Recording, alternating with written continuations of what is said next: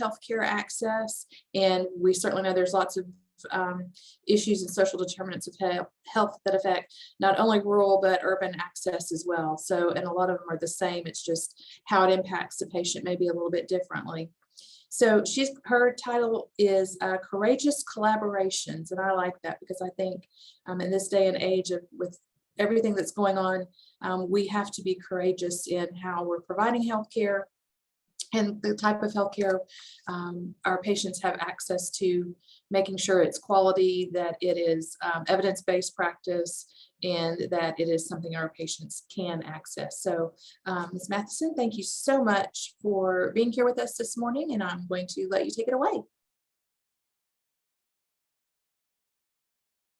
And you're still muted. Yeah, I know. After 2 years, we're still. There we go. Okay. There you go. That's perfect. I'm back. Well, good morning. I realize that I'm the last presenter between lunch. So, and I wish we could be doing this in person, but I wanted just to take a minute. I know you've heard a lot this morning, but as I was thinking about doing this, you know, where Courageous Collaborations came from, and if I were in the room with you all, I would be doing what's called a mindfulness moment. But just take a minute and go there with me. We are all courageous collaborators. We tackle difficult health issues with empathy, encouragement, creativity, and intelligence. We overcome difference and division, and we give hope to those we serve, and gracious space and help and health. So just let that resonate a minute. But so I'm always happy to come and talk about the great work that primary health care centers are doing. And I'm going to go rather quickly through the first slides. I think Tara's going to help me move those forward. So basically, we're looking at the social determinants of health in the rural populations. And, you know, I always say people can't help what they're born into. The conditions of the environments in which people are born, live, learn, play, worship, and age in, of course, affect their health and their functioning and their quality of life and outcomes. Factors that that impact the health and well-being, of course, 80% of an individual's health is determined by behaviors, social economic conditions are 40%, environmental conditions are about 10%, and then 20% are about access and clinical care. There's over 60 million people that live outside the cities in the United States.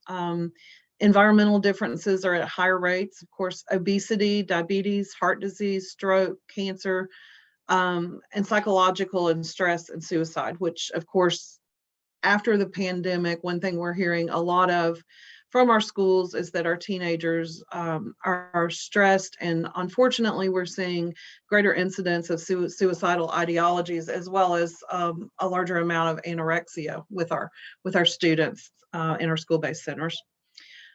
Of course, we are also in that referred to as the Appalachian people. All of us are, which most of you know, the region is over 1,000 miles and includes 13 states. 42% of the region's population is rural, compared with 20% of the national population. The rate of uninsured under age 65 is 18.2 compared to 12% nationally. Only 10% of Appalachians hold bachelor's degrees compared to about 25% in the general population. 23% of Appalachians still do not complete high school compared to 13% nationally. And of course, we still see more poverty, 16% versus 8%.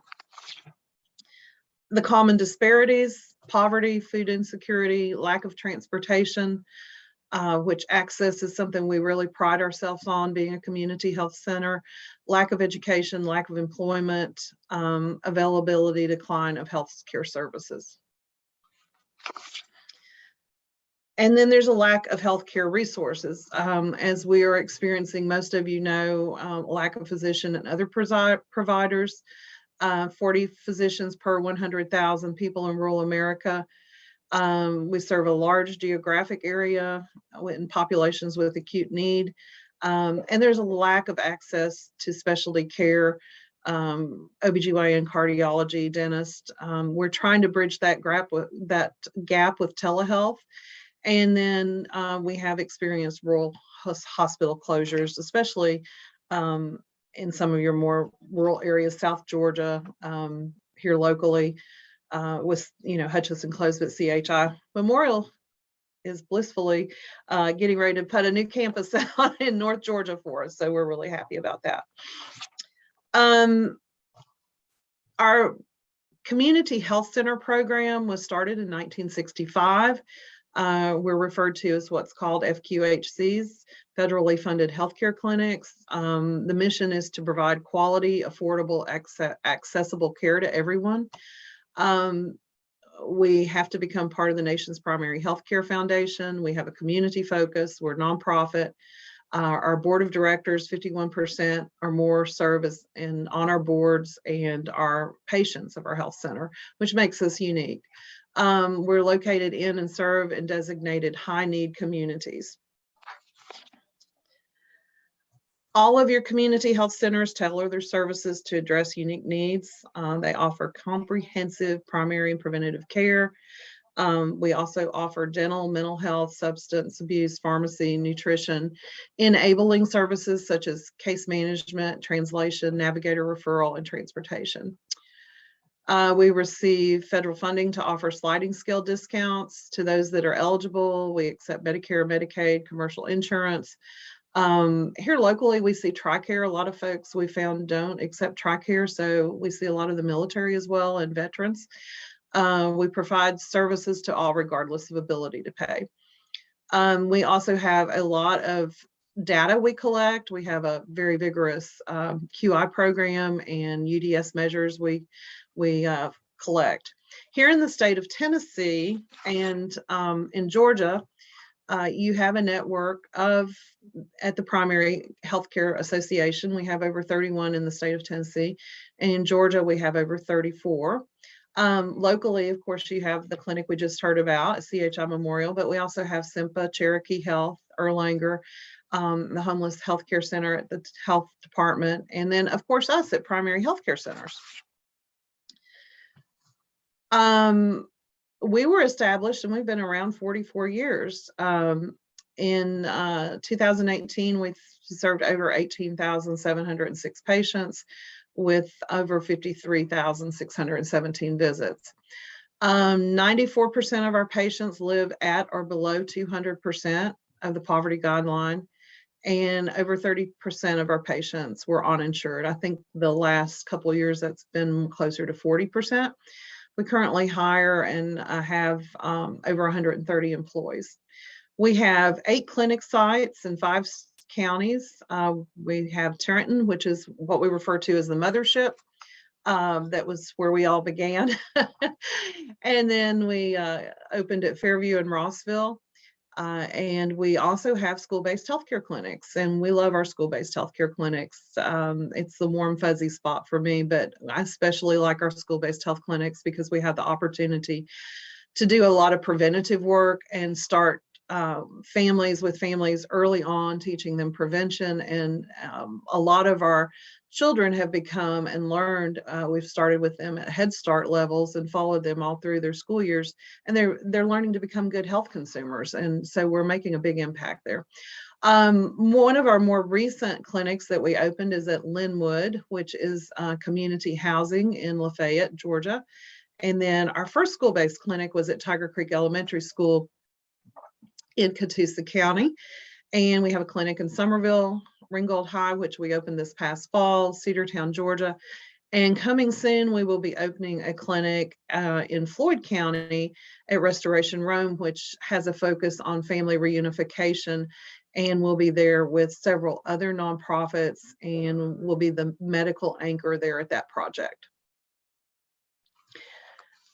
This is our service area map, and the gap between the 2 green there is Floyd County. So you'll see that soon we've always said we should have a clinic in Floyd County because it just makes our map more continuous. But we also have bilingual employees at all of our clinics. We also have some bilingual physicians, and we are able to see anyone that can get to our clinic. So we see patients from Tennessee, from Alabama. A lot of our counties both border Alabama and Tennessee, you know, but we've seen them from Virginia. Just we've had some that have traveled through and needed help. So we're just happy to see anybody that can get to our clinic.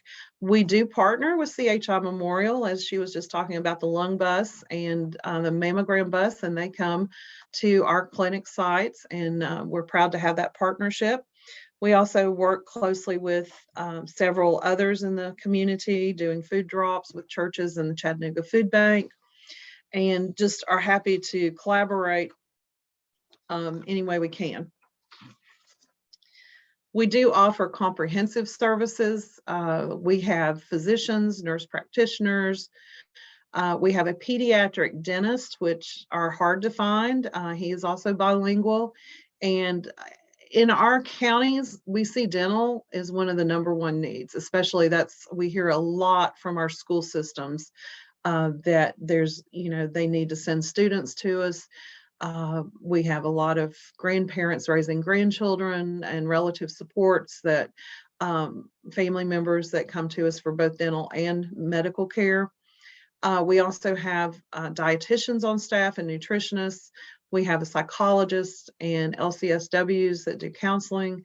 We have case management. Of course, all of us have used and incorporated telehealth a lot more in these past 2 years with COVID. And we do a lot of community education and outreach. We have events such as Kids Day, where we do wellness visits and immunizations. And we found that the past 2 years, this fall, as we were preparing and working to get children ready to go back to school, that a lot of students and families had not felt safe to go for their regular visits and were behind on their immunizations. I think the Hamilton County Health Department was also referring to that earlier.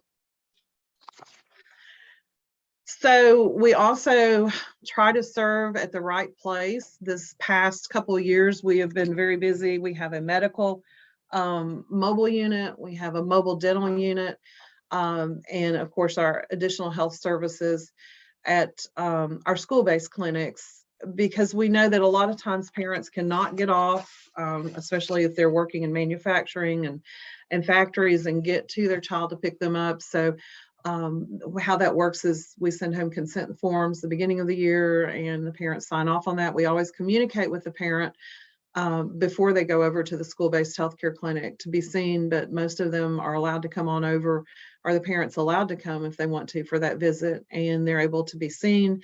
And if they need to go home, we're send the prescription on, and sometimes we find that it's not anything that's, you know, they can go back to sometimes they can go back to class, and it improves what is called seat time, and it's helped reduce absenteeism. We've also been part of a National Institute of Health study on our school-based program at Tiger Creek Elementary School, and we have found, like I said, some beautiful things out of having our school-based healthcare projects. One, that our children are becoming health consumers. They're going home and talking to their parents about what good healthcare looks like. They're encouraging the rest of the family to come in. And so what we've seen with our school-based programs is that we really are taking care of families now and making impact there. Our mobile medical units, I've got some pictures here to show.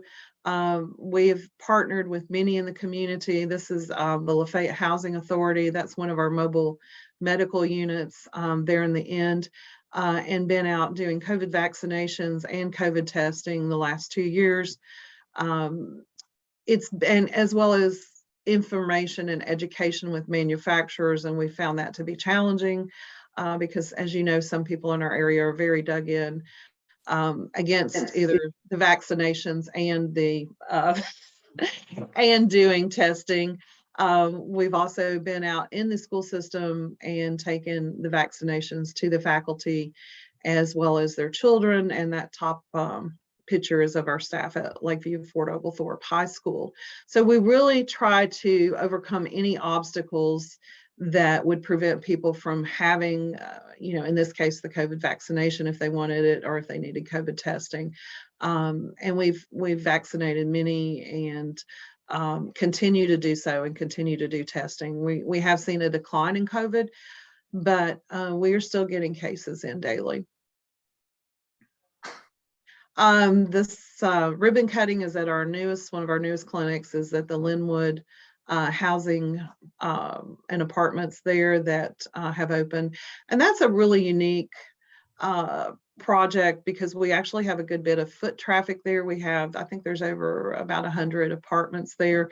So we are able to see the people that are in the housing, but it's also across the street from Head Start. The picture in the corner is one of our staff looking at a picture there that was at one of the African American churches in Somerville, Georgia, and the picture above that is of a group both of the Catoosa County School System and of some of our nurses that when we were getting ready to open the Ringgold High School school-based healthcare clinic. And in closing, I just want to remind everybody, because it is a stressful time, to slow down and to remember to play your favorite music and dance, and to light a candle, organize your space, drink lots of water, eat something healthy, and get some sleep. I was talking to someone in broadcasting yesterday, and he was complaining of some sinus issues, and I was talking to him. I said, how much sleep have you been getting lately? And he said, Sandy, you're right. And I was reminding him how important sleep is to our body. But primary healthcare centers as a whole is very mission focused. We, provide care and access to many that are not able to get that care and access.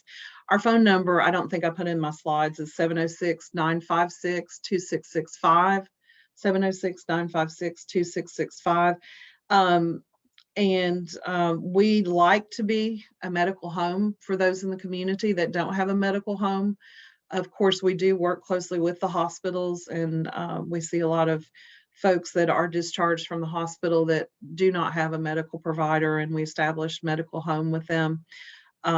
So, as a whole, I think, as our previous speaker was talking about, a lot of times your community health centers are like the hidden unknown gem in the community, because they, we don't have a lot of money to do marketing, but it's a lot of word of mouth with your community health centers. But not just ourselves, but all of the community health centers are making an impactful difference in the communities that they serve, and are always found in the areas where access is not good. I know in our Walker County area, we have 3 clinics. We have one in West Lafayette, Gilbert Elementary School, that serves the community, and our Linwood Clinic that, in that case, being located there, for a lot of those folks, it's saving them, a 20, 25-minute, 40-minute drive to get to a healthcare provider because of lack of healthcare. So that's kind of why we're jagged along the counties that we are, is because, in Somerville, there's a lack of access, and it's usually that's where you'll find your community healthcare centers. And we really take a lot of pride in working with others and collaborating. So, I may be a little old school for some of you that are younger out there, but they always say you're as good as your networks. And so it's always about being able to collaborate with others. And, sometimes you get those calls, it's like, okay, where do I go for help? Usually we get the call, at a community health center level, whether, even now in this day and age, going back to dental, we assume that most of the people in our community have a toothbrush. We still have people sharing toothbrushes. We still have people in our communities that don't go to the dentist unless they have an abscess. They've never been for a preventative care visit. They've never had their teeth cleaned. We've had full extractions and we've had dentures, but it's so important, and a large part of our focus is also on the prevention and getting folks seen at an early level, and trying to head off some of these more serious health issues and chronic health problems that come when people don't have good quality health care. And that's basically all I've got. I could talk all day long, but like I said, I don't want to stand between lunch and everybody, being on time, because I think we've been a little bit behind some of the others. But I'm always happy to share. That's my email if you have questions, or if you would like to know more about Primary Healthcare Center. We're happy to come out and do education and help people learn more about the great work that all the community health centers are doing in our area. But like I said, for those that are in your area or your footprint that may not know where to go, we are a little different in that we are able to see anybody that can get to our clinic. And also we are hiring, I have to say, since we're talking with you all today, we do actually have a opening for a nurse practitioner and a couple physicians at this time. So if anybody out there of the 67 participants would like a good place to come and serve with purpose and mission, we would love to talk with you. I was going to say, and you all have been really good about taking our nurse practitioner students and having them come and do clinicals at your different sites. So and all the students who've come to your sites have just been like, wow, this is amazing. We see cradle to grave. We see, everything from a otitis that's easy to diagnose to crazy hypertension, or, diabetes that's uncontrolled, or, all these weird different diagnoses that may pop up. So truly our students get a good variety of seeing everything that can come through, and trying to figure out those social determinants of health. Do they have transportation? Do they have healthcare? Can they afford their medicine? Right. Do And they have access to food? one thing too, a lot of people don't think about, but we also see a lot of people with small businesses that may not have health insurance, or that are people in between the gap of they, for whatever reason, lost their health insurance and then they go on to get health insurance. And we've had a lot of people say that we've saved their life. They've one of them I'm thinking of became a brittle diabetic during that period, and they continue to stay with us with private insurance after that. Mm-hmm. So, but we love our students. I think as a whole, a lot of students don't get exposed to the nonprofit world and nonprofit medical. Mm-hmm. So we love to be, be that person and love to have your students. Thank you for that. We appreciate it. And thank you for your presentation this morning. Really good information. Just knowing how to access and get to your clinics and what services you provide, super helpful. And the theme of, I think, any conference, if you all are repeat offenders to our conferences from out in the community and or our students, the theme every year continues is, how do we get our patients access to good quality health care? What does that look like? And how do we as providers help manage that? Because nurses are the ones who really are the nurse practitioners and the physicians who are in these types of rural and urban underserved areas.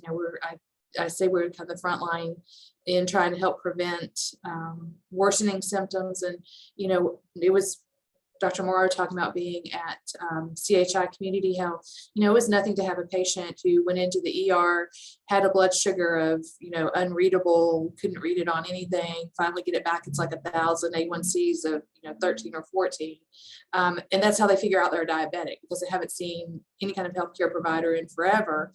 And so how do we, taking the Healthy People 2020, 2030 goals and saying, okay, how do we actually make a difference in our communities? And it's these type of partnerships and these type of clinics that are really out there in the day-to-day, I think, trying to make those differences to patients and reduce healthcare costs. So thank you to everybody who's presented so far in your clinics and the work you're doing in them.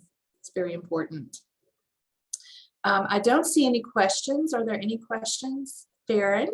Well, I asked this question because some of your model is very interesting. It's kind of twofold. The first one is, do any of your clinics function like an urgent care? Because I know some of the needs of this population, like you said, not just this population, but rural. Some people have never seen a healthcare provider. Maybe they've never been to dental until an emergency hits and they find themselves in dire need.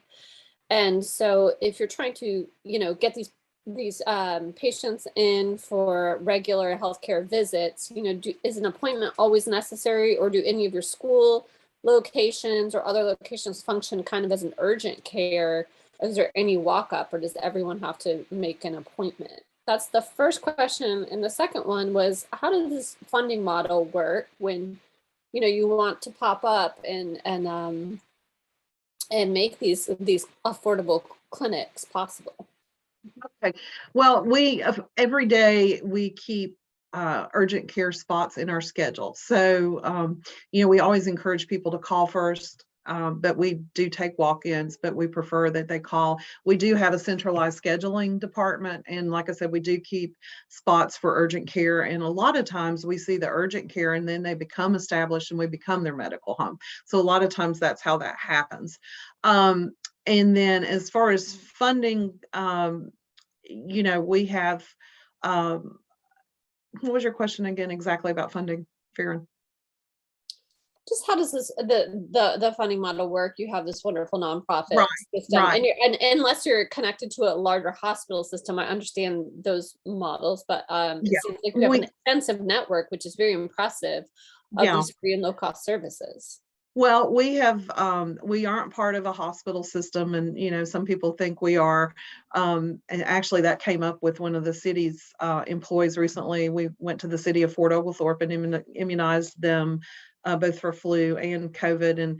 And so a lot of people aren't sure about that, but we are standalone as part of the primary healthcare associations. We're part of the National Association of Community Health Centers, and we do get federal funding. And so they come out with expansion grants, new access point grants, also capital grants. We actually are working on a capital campaign, and we do fundraising. We have a large event called Dancing with the Stars that's coming up April 1st. But when we get those new access point grants, of course, we have our CEO, Diana Allen, is the guru of writing these grants because they are not easy. She has been with us, I guess, 25 years. And so we all come together, we work and we pull our data and we look at the geography and we look at the access point, where the need is, the poverty levels.